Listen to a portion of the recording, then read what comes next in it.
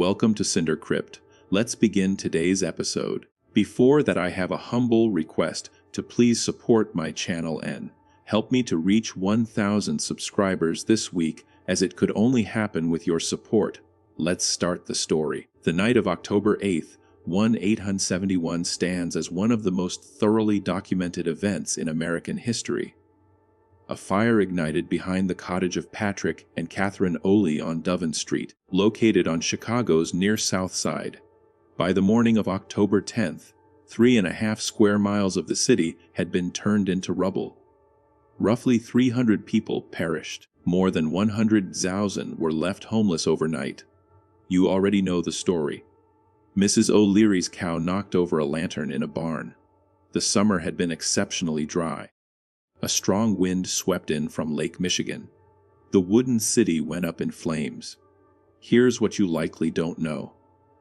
The journalist who first published that account was a man named Michael Ahern, a reporter for the Chicago Republican. Decades after the fire, Ahern confessed publicly that he had fabricated the entire scene. The cow, the lantern, the barn. He made it up because it made for a better story. In 1997, the city of Chicago officially cleared Catherine O'Leary's name, 126 years after it had been tied to one of America's most infamous disasters. The foundational explanation for the Great Chicago Fire is a documented invention. So, what really started it, and what exactly was destroyed? Because when you examine the photographic record from Chicago in late October and November of 1871, something starts to feel off. Not off like a plot hole in a good story. Off like an explanation that fails to account for what you can see with your own eyes. Chicago's commercial core in 1871 was not a city of wooden buildings.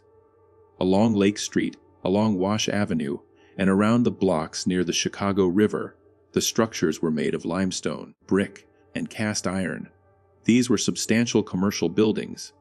Several had been labeled fireproof by the architectural press of the era. Their engineers were confident that masonry and iron could withstand fire, even if the wooden interiors were gutted. That confidence proved misplaced, or something happened that none of those engineers had anticipated. Photographs taken in the weeks after the fire by Chicago photographers like J. Bardwell reveal stone facades of commercial buildings cracked open and collapsed. Decorative cornices and carved stonework lay broken into rubble on the sidewalks. Arched window surrounds were shattered at their bases. In several surviving images, the pattern of collapse faces inward. The walls fell into the buildings rather than outward onto the street. That distinction is no minor detail. Fire spreading laterally from an external source pushes exterior walls outward. Walls that collapse inward suggest a force operating from an entirely different direction. Then there is the iron. Cast iron melts at roughly 200 degrees F. A wood fire, even a severe one driven by high winds in a dense urban district, typically peaks somewhere between 900 degrees F and 300 degrees F. Wood fire does not melt iron. It does not fuse cast iron structural columns together or twist them into curved shapes. Yet, photographs from Chicago's commercial district show iron elements deformed in ways that demand temperatures far beyond what any wood fire should have been able to generate in an open urban setting. So, the question is simple. What was producing those temperatures on the night of October 8th? Here's the detail that makes this question very hard to ignore. Chicago was not the only city that burned that night. About 250 miles to the north, in the small logging town of Peshtigo, Wisconsin, a fire broke out within the same hour as the Chicago fire. The Peshtigo fire is the deadliest in American history by total lives lost. Estimates range from 500 to 500 people killed. The entire town of Peshtigo was destroyed in under 60 minutes. Witnesses described phenomena that have no place in the conventional description of a forest or building fire. The air itself seemed to combust. The Peshtigo River boiled, according to some accounts, in areas around the town. Investigators later found that the sand on the ground had been vitrified, meaning it had been subjected to enough heat to fuse individual sand particles into glass. Vitrifying sand requires temperatures above 3,000 degrees. Two fires 250 miles apart, starting within the same hour on the same night, with one generating temperatures more than double what any wood fire can achieve. The mainstream historical explanation points to the Biela comet, whose debris field Earth was passing through in October of 1871. Some researchers have proposed that comet fragments ignited multiple fires across the upper Midwest simultaneously. That hypothesis is contested in academic literature. But even if you accept it, it does not explain the heat anomalies documented in the photographs of Chicago's stone and iron commercial buildings. Tartaria researchers look at the night of October 8th and see something more deliberate, a coordinated event. To understand what they believe was targeted, you need to look at what Chicago actually looked like in the 2 decades before that night. Snort's surviving daguerreotypes and early photographs from Chicago in the 1850s and 1860s show a built environment that does not fit the official timeline of the city's development. The commercial buildings along the central business streets feature architectural vocabulary associated with centuries of European classical tradition, ornate colonnades running the full width of block facades, carved limestone surrounds above arched windows, decorative stonework at the cornices requiring not just skilled stonecutters, but deep institutional knowledge of design traditions developed over generations. Corner structures and proportions that in the photographs more closely resemble the older commercial districts of Vienna or Brussels than a frontier American city founded in 1837. Chicago was incorporated in 1837. Its population was about 30,000 by 1850, a settlement of that age and origin, growing rapidly on what was then considered the western edge of American civilization, does not organically produce a downtown commercial core that looks in surviving daguerreotypes like a European capital standing for a century. Tartaria researchers argue that it did not produce that built environment, that the architecture visible in pre-fire Chicago images was already there when American settlers arrived, that the growing city of Chicago occupied, renamed, and eventually absorbed into its own founding narrative a built environment whose actual origins are considerably older and far less understood than the official record acknowledges. And in October of 1871, that built environment was removed. If this investigation resonates with you, hit subscribe. Every week, this channel dives deeper into the documented anomalies that standard historical accounts leave behind. Now, back to what was built in Chicago after the fire, because that story is just as important as the fire itself. The rebuilding of Chicago began almost immediately.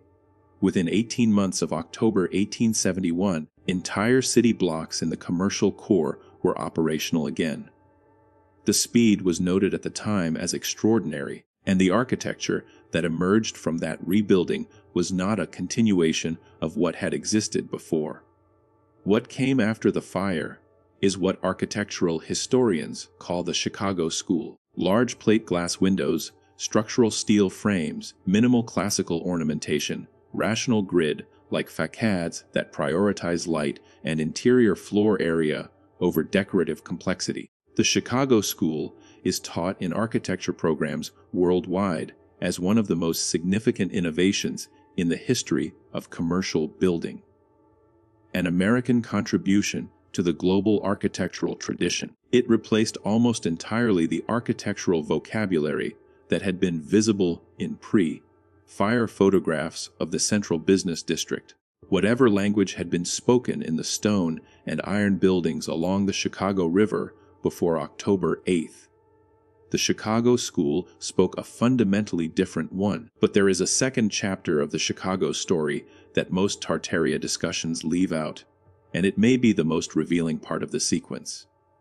2 years after the fire, in 1893, Chicago hosted the World's Columbian Exposition on the south side of the city in the Lakefront Park District known as Jackson Park. What was built there has come down in history as the White City.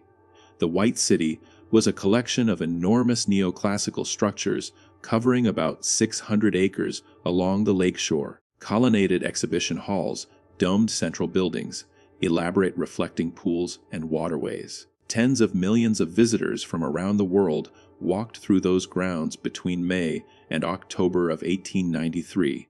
The photographs of the White City show buildings of a scale and classical complexity that by any conventional measure should have taken years to design and construct properly. The official account says they were built in approximately 2 years between 1891 and 1893 using a mixture of cement plaster and jute fiber called staff, painted white to give the complex its name. After the fair closed, most of the White City was demolished.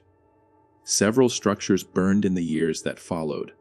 By the early 20th century, almost nothing of the White City remained standing in Jackson Park. Tartaria researchers who have analyzed photographs of the White City in detail argue that its scale and architectural complexity are not consistent with what the American construction industry of 1891 to 1893 could have built from scratch in a 24-month window. They argue that the White City was built around structures already present in the Jackson Park landscape, structures from a prior period, that the fair's architecture was draped over and displayed to the public as a temporary exhibition. And when the fair ended, those underlying structures were removed along with the plaster facades. Whether you find that argument persuasive or not, the pattern surrounding the White City is consistent with what Tartaria researchers identify across the broader sequence of American urban events in the second half of the 19th century. Portland, Oregon, burned in June of 1866. The fire destroyed the economic center of the Pacific Northwest's most important city. Portland rebuilt in a simplified commercial style. Chicago burned in October of 1871. Boston burned in November of 1872. The fire destroyed about 65 acres of brick and granite warehouse buildings in the commercial district, structures described by insurers and engineers as substantial permanent construction. Seattle burned in June of 1889.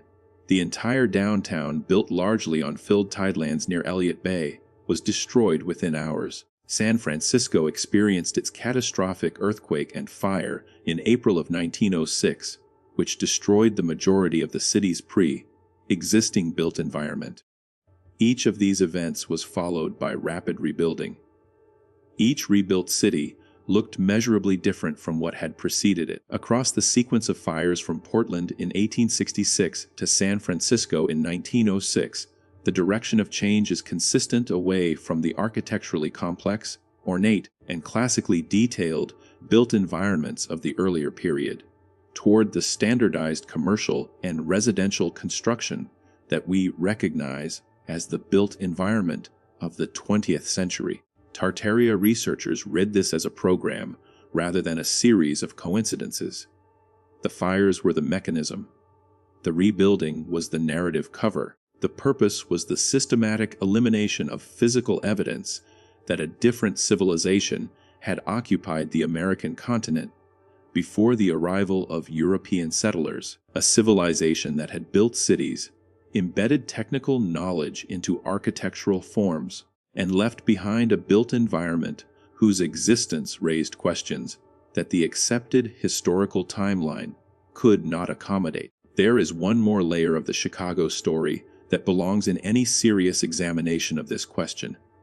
In the 1850s, about 20 years before the fire, Chicago undertook a major infrastructure project. Because the city had been established on low, lying swampy ground near Lake Michigan, drainage was a persistent problem and disease was widespread. The adopted solution was to raise the level of the city itself. Individual buildings were lifted using large screw jacks while new foundations were constructed beneath them. Streets were filled in and elevated. The overall grade of the central districts was raised by several feet. The project worked, and it left something behind that still exists today. Below the streets of modern Chicago, in sections of the Central Loop District, there is an earlier street level. The sidewalks, storefronts, and tunnels of the pre-raised city are still down there. They have been documented by historians, accessed by urban explorers, and filmed by documentary crews for decades. This underground Chicago is a verified, visitable historical reality. Tartaria researchers do not interpret this underground layer simply as a byproduct of an 1850s drainage solution.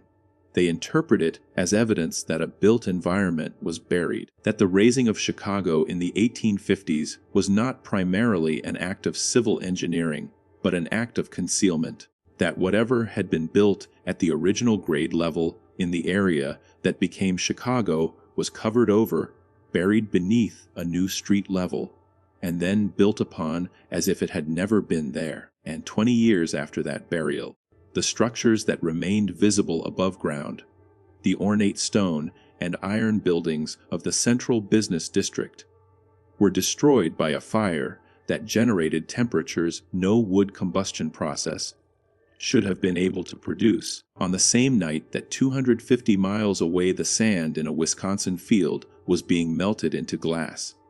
The heat anomalies in the Chicago photographs are documented. The simultaneous fires are historically verified.